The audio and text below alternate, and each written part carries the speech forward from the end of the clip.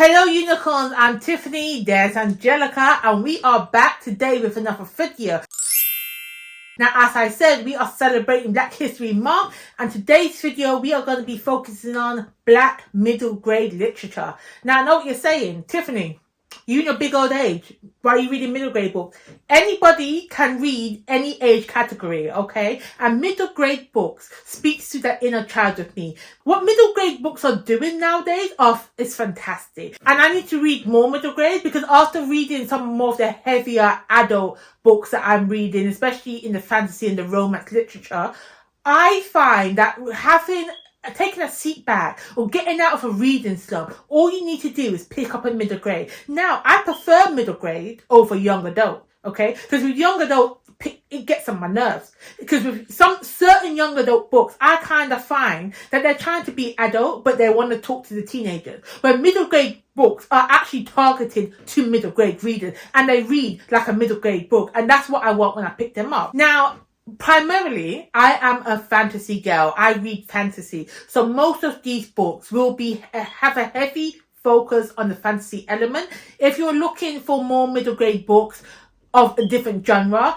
I don't know what to tell you. Sorry, I don't really pick up middle grade books that are not fantasy. But if you are wanting more fantasy recs for your children, for your nieces and nephews, or for your, I don't know, for the pick-me them that you know are middle grade, for the little young'uns that you're around, come, lean in closer, add these books to your list, okay? And we're coming up to holiday season. These books will make excellent presents for those young readers in your life, you know? So, hint, hint, wink, wink. Even not just for the young readers, for any reader in your life. So without further ado, let me just jump into the list. Now, I'm starting off strong. I'm going to start off with one of the new releases this year from a self-published author called Linney. This is the Tob Travelers. Now, if you don't know about Claire, and you don't follow her socials, I suggest you go ahead and follow her socials because she is doing a lot in literature, especially in Black British literature, and especially in highlighting other middle grade books that are relevant, that are needed to be read for the young readers in our life and in our society. So go look her up, go follow her on socials. She is a great resource. However, her first published book as a self-published author, Tob Travelers, brilliant read. It was a fantastic read. And it had me hooked from the first page. Now, what is this book about? As it says, obviously it's about time travel from the title. It follows a young girl called Zula who is determined to prove to her teachers that Black people are a part of British history. And that is at the core of this book. Well, it does. It teaches that Black people are essential to British history and does it through the lens of a child trying to discover her roots. So the fun part of this book is that she goes to visit her aunt. Now, if you don't know something about me, I love me some aunts and their crazy antics. But anyway, Sula goes to visit her aunt and goes with her best friend Milo to go see her, and they find a magical bathtub that turns out to be a time machine. And this starts their journey. They end up 400 years in the past, and they have to solve mysteries in order to return to their present time. And in so doing, while they're solving mysteries, they're learning more about Black British culture within British society throughout history. So again, this book is a fantastic read. It's very easily paced. You can, for me, as an adult reader, I finished this in one sitting. I don't know about how the youngest, how they're going to read it, but I think it's a fun thing to do, to read with those young people in your life. And as it is October, as most of the world, most of the Western hemisphere of this world is celebrating Halloween at the end of this month, I would be amiss if I did not suggest a middle grade fantasy horror book, and this will be The JUMBIES by Tracey Baptiste. Now, I recently read this book via audio, which I highly recommend. The audio was fantastic because there are maybe 3 to 4 little songs in this book, and the way the audio narrator performs these songs, it just really brings alive the text and really brings alive the story for me. This book is about a young girl who's discovering her heritage, finding out that she has magic, and then she's fighting against evil with her newfound friend. Now, this book is richly immersed in Caribbean folklore and the mythological creatures known throughout the Caribbean and the West Indies that is brought to life, especially the aforementioned Jumbies, which this is the title of this book. And if I am not mistaken, I believe the Jumbies is a direct correlation to Haitian folklore. And I haven't read many books surrounding Haitian folklore, and that is going to change. So this book was a fantastic read. Again, if you like a bit of Black girl, excellent, magical black girl. If you like Caribbean and West Indian folklore, this is a middle grade book for you and for your young bloods. Now, the next book I do want to recommend is the book that started me on the journey to middle grade reading, and that is none other than Amari by my soul cousin, BB Alston. Now, I say soul cousin because he don't know me. I've never met him, but I feel like he's writing this book for me and the inner child in me, because Amari is that girl, okay? So I have just finished reading the third book that came out. It's called The Despicable Wonders.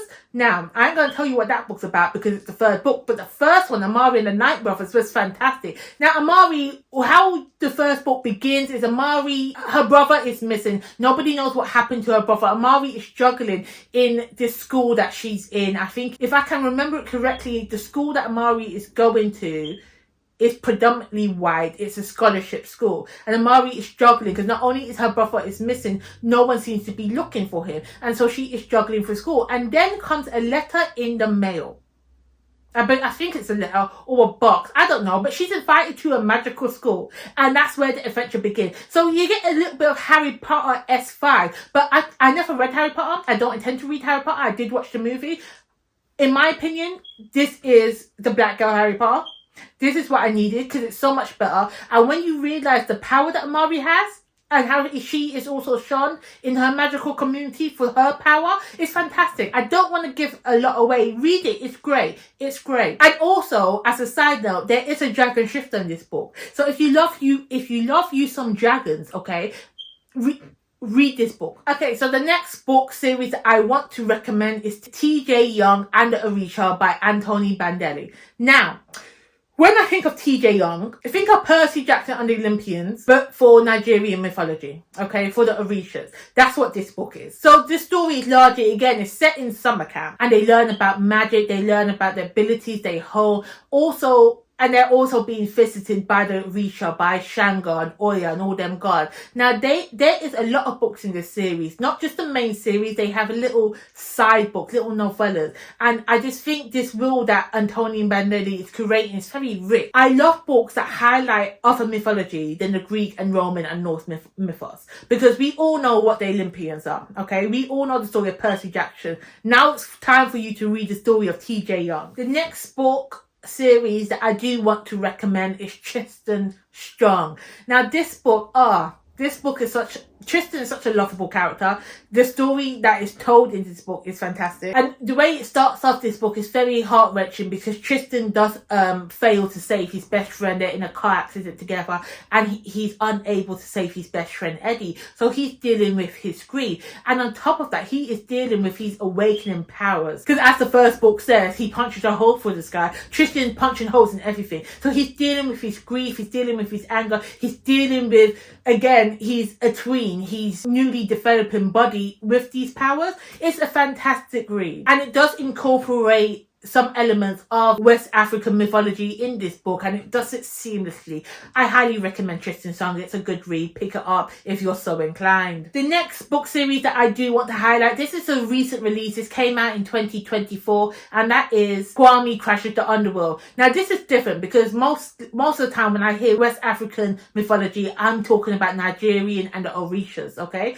However, this book focuses on Ghanaian mythology, and so that was a refreshing take on the whole African mythos that I haven't dipped my toes into yet. Again, this one does deal with a bit of grief because Kwame at the beginning of his book is dealing with the grief of losing his grandmother, and he has to go to Ghana to do the celebration of life for her. And he has no desire to go to Ghana and do the celebration of life. He's dealing with his grief and he wants to just be left alone. However, when a monkey comes and steals his grandmother's dashiki, he is determined to get it back, and here begins our adventure. Now, again, I highly recommend this book because it is Ghanaian mythology, and I haven't come across a lot of books that deal with this type of mythos before, and learning about the mythological creatures, their folklore within the Ghanaian mythos was very enlightening and very engaging for me. Not to mention the story that is told within this book was a fantastic read. So again, add this to your TBR and go read it.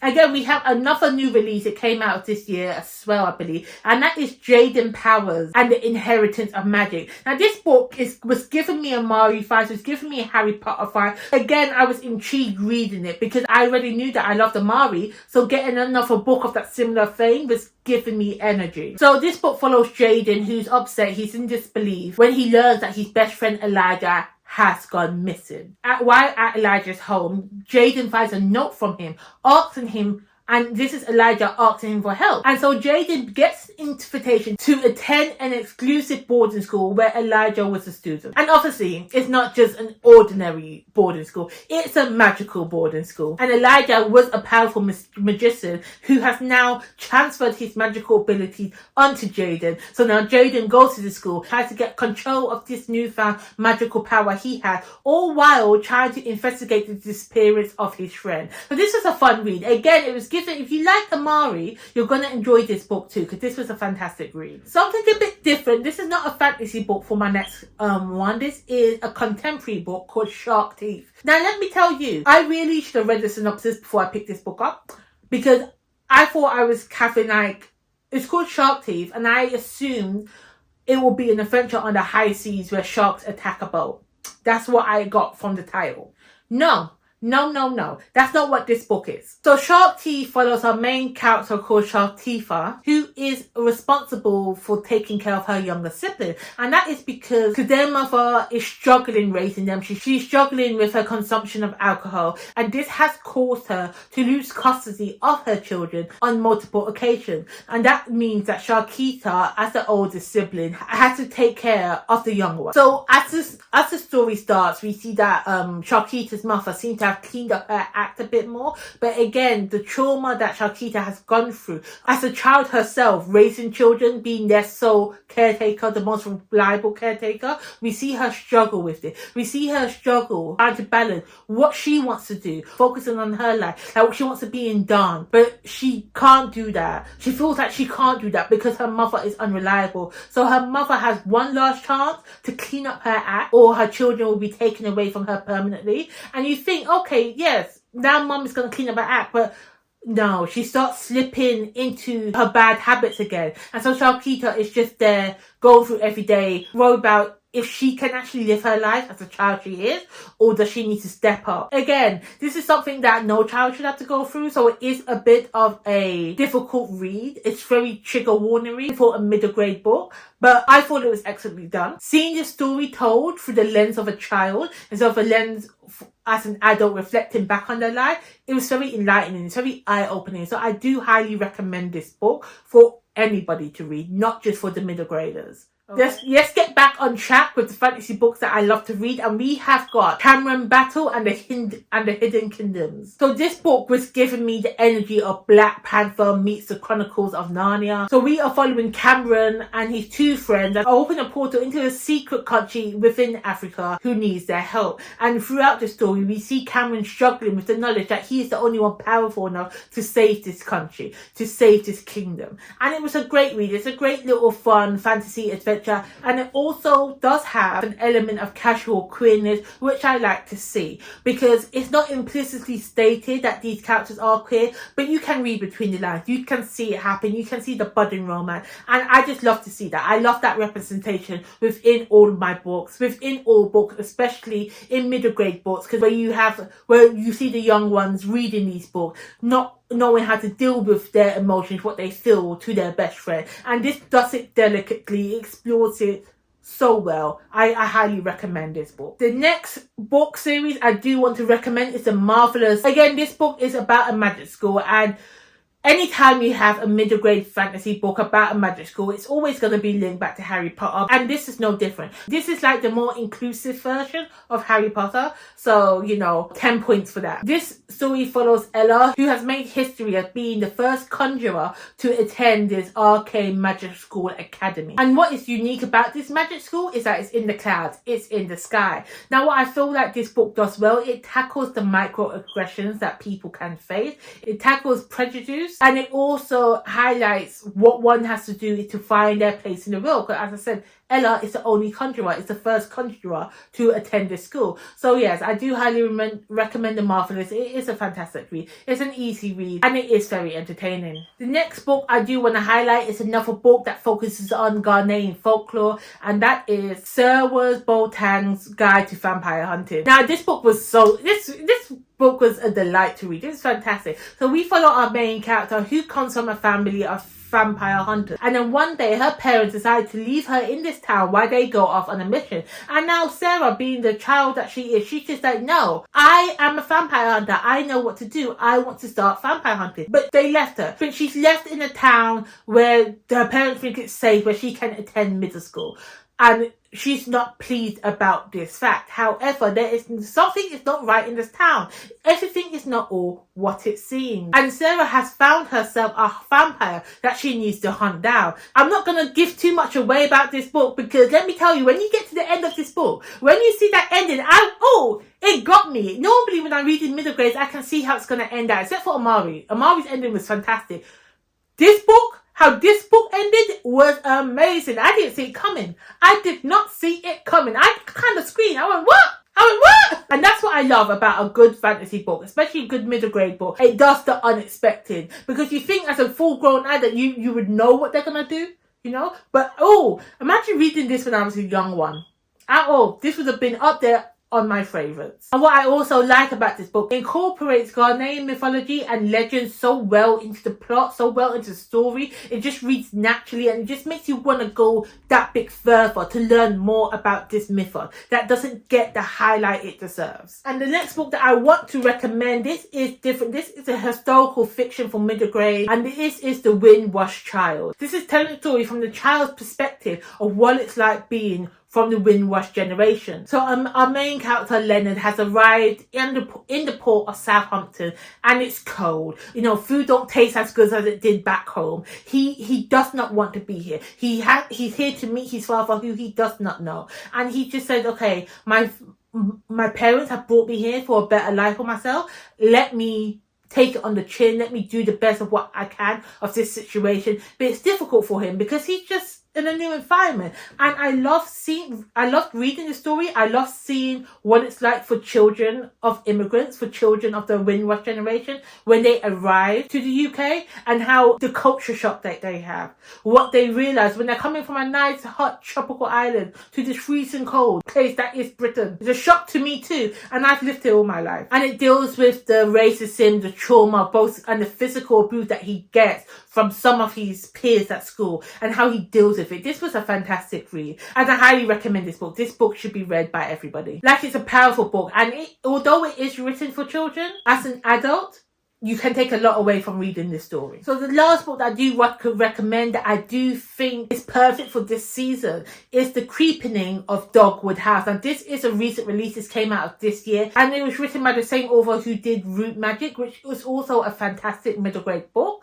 But I haven't read this book yet, so I don't know if it's good, but it sounds amazing. It sounds fantastic. So this book involves hoodoo magic, gothic horror elements, and we are following Roddy, who he's dealing with the grief that his mother has passed. So now he is going to live with his aunt, and his aunt is a bit off, and takes him to live at his ancestral family home, which is run down a bit, and needs a lot to make it get fixed up. So in this book, Roddy is discovering his hoodoo root, something that his mum didn't teach him nothing about. So he's getting reacquainted with his ancestors and his hoodoo root. And then there's something about hair, because hair plays a big important part into this magic system. And the way Rudy's described is like he's got long braids running down his hair. I mean, intrigued to learn more about this, about root work and about the hoodoo voodoo situation going on. And he's just like,